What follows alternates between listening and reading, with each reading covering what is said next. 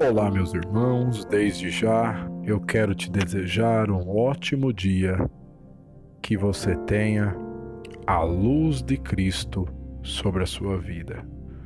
Este é mais um podcast de Por que Deus criou o homem. No último podcast nós falamos sobre a rebelião resulta em caos. A vontade de Deus produz o seu reino. Hoje nós vamos falar um pouquinho sobre o presente mundo, sob a influência de seu príncipe. João capítulo 12, verso 31 e 32, nos diz assim: Chegou o momento de ser julgado este mundo, e agora o seu príncipe será expulso, e eu, quando for levantado da terra, atrairei todos a mim mesmo, disse Jesus. O presente mundo sob a influência de seu príncipe. A Bíblia nos revela que o mundo que há de vir não será entregue a anjos, mas aos homens. É encorajador saber que nós podemos ser os que governarão o mundo vindouro. Em Hebreus capítulo 2, do versículo 5 ao 7, diz assim: Porquanto não foi aos anjos que Deus sujeitou o mundo vindouro, a respeito do qual estamos falando. No entanto, alguém, em certa passagem, testemunhou afirmando: Que é o homem para que com ele te importes? E o filho de Adão para que venhas visitá-lo?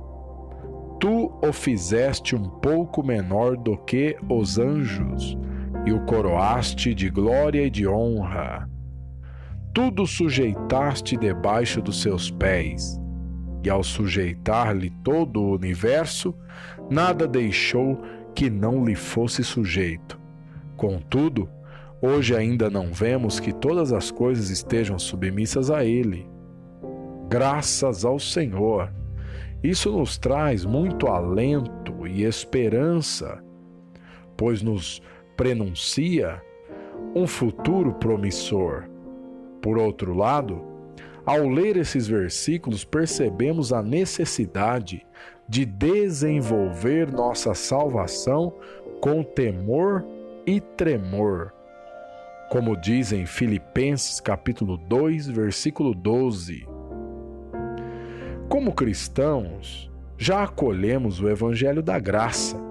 Portanto, o problema do pecado foi solucionado. Agora, no presente, devemos buscar o objetivo final da salvação de Deus, de seu propósito eterno, crescer na vida divina e nos tornar filhos maduros, aptos para governar com Cristo na próxima era. Vimos na semana anterior que Deus criou o universo cheio de beleza e esplendor, muito além do que podemos imaginar. Assim também era Lúcifer, o anjo que Deus incumbiu de governar. Ele, porém, usando com arrogância os dons, a beleza e a sabedoria de Deus, encheu seu coração de orgulho, como diz Ezequiel 28, do versículo 6 ao verso 17. Isso o fez acreditar que a posição de destaque que alcançara se devia à sua própria capacidade e que, com isso, seu coração se elevou. Por causa da sua soberba, Lúcifer ambicionou uma posição mais alta. Sua cobiça se tornou desenfreada, desmedida e o levou ao extremo de querer ser igual ao Altíssimo. Como diz em Isaías 14, verso 13 e 14. Como consequência disso, Deus o lançou por terra, juntamente com os anjos que o seguiram em sua rebelião. Apocalipse capítulo 12, verso 9. Estes se tornaram os principados e potestades do ar, mencionados em Efésios capítulo 6, verso 12. Por fim, como anjo caído, Lúcifer tornou-se Satanás, cujo significado é o adversário de Deus, e usurpou o mundo em que vivemos hoje. O mundo presente, no qual se opõe a Deus e tenta destruir tudo o que ele faz. A partir do relato da recriação em Gênesis 1 e 2, percebemos que Deus dá muita importância ao homem. Ele criou o homem e a mulher com o objetivo de restaurar a condição original da terra. Porém, como sabemos, o casal comissionado por Deus para essa finalidade foi enganado pela serpente, que os conduziu a comer do fruto da árvore do conhecimento do bem e do mal, fazendo com que o pecado e a morte entrassem na humanidade. Romanos, capítulo de número 5, verso de número 12. O mundo presente é perverso e tenebroso, pois está nas mãos de Satanás. Gálatas capítulo 1, verso 4 e Efésios capítulo 6, verso 12. O Evangelho de João mostra que há um príncipe que o rege, no capítulo 12, verso 31, e o sistematizou para controlar este mundo. Existem hoje mais de 200 nações e todas são afetadas por esse sistema maligno. Há confusão por toda parte, prejudicando o bem-estar dos cidadãos. Isso é obra do inimigo e prova que o mundo jaz no maligno. 1 João, capítulo 5, verso 19. É ele quem provoca intrigas, conflitos, dissensões entre as pessoas para levar a cabo seus desígnios, que são matar, roubar e destruir o homem criado por Deus. João, capítulo 10, verso 10.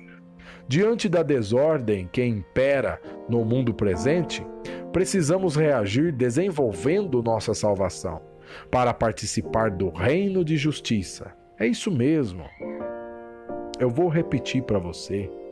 Diante dessa desordem que impera no mundo presente, precisamos reagir, desenvolvendo nossa salvação para participar do reino de justiça, alegria e paz que o Senhor Jesus, como príncipe da paz, trará sobre a terra no mundo vindouro.